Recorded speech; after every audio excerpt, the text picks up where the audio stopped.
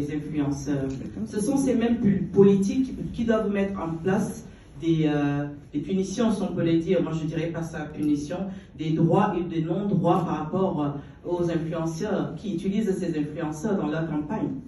Ce sont les mêmes politiques qui utilisent ces influenceurs pour faire beaucoup de choses. Alors au niveau de la punition, ici, je crois que nous, on ne peut pas les punir. Il faut voir ça avec nos politiques et nos gouvernements pour régulariser vraiment ce secteur d'influenceurs.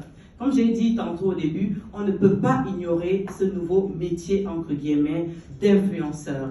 Mais il faut juste recadrer les influenceurs. Les punir, non. Ils font ce qu'ils peuvent. Ils font ce qu'ils savent faire, à la limite. Mais c'est à l'État, comme dans tous les secteurs, à recadrer ce nouveau métier d'influenceur.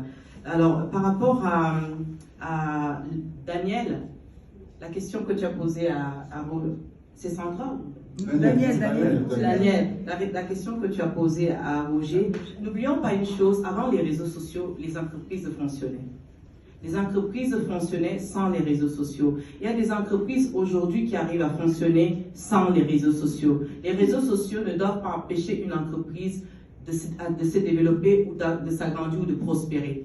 Les réseaux sociaux ne sont pas vraiment le seul canal pour faire grandir une entreprise. Et ça dépend des secteurs d'activité. Il y a des secteurs d'activité qui n'ont pas besoin des réseaux sociaux. Ils prospèrent et puis ils grandissent dans ce qu'ils font. Par rapport à Sandra, Dieu. Alors, il y a une casquette que je n'ai pas énoncée ici. Je suis aspirante pasteur. Alors... aspirante seulement. Oui. Elle n'est pas encore confirmée. Donc, je suis encore à l'école. Elle est encore à l'école. Alors, par rapport à Dieu, ça dépend des croyances de chacun. Il y a une chose, Dieu n'a jamais encouragé la paresse. Dieu est pour le travail. Dieu récompense le travail.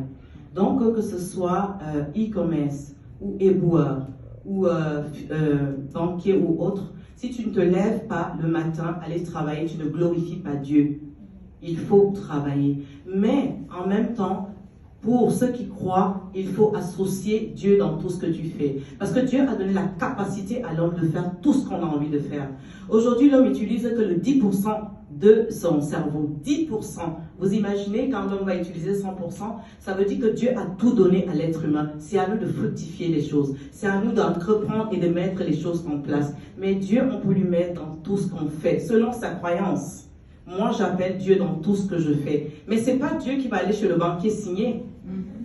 Non, je vais faire l'action.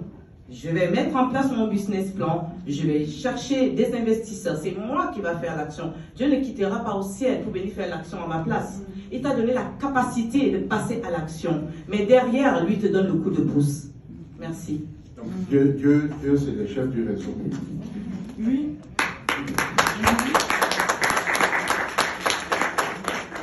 Alors, madame, monsieur, ok? J'ai pas de question, j'ai juste deux trucs à mettre au point.